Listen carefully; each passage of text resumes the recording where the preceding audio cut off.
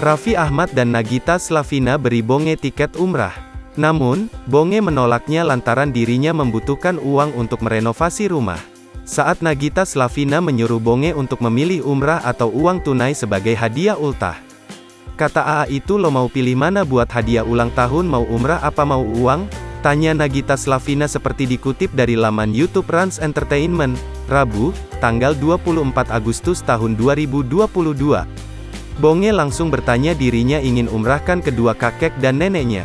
"Tapi kalau misalkan mau umrahin kakek dan nenek saya boleh?" tanya Bonge.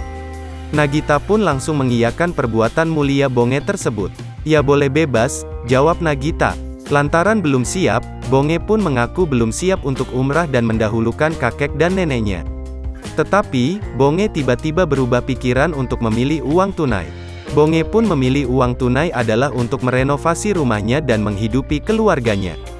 "Duit aja deh, buat bagusin rumah," ujar Bonge.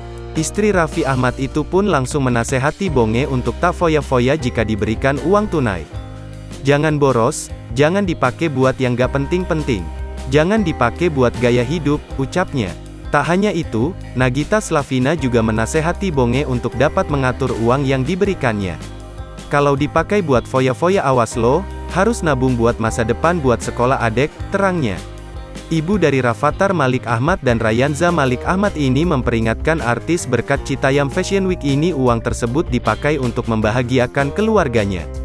Meski sudah diberikan sejumlah uang tunai, Bonge ingin mengajak Raffi Ahmad dan Nagita Slavina untuk berjalan-jalan seharian dengan dirinya sebagai kenang-kenangan.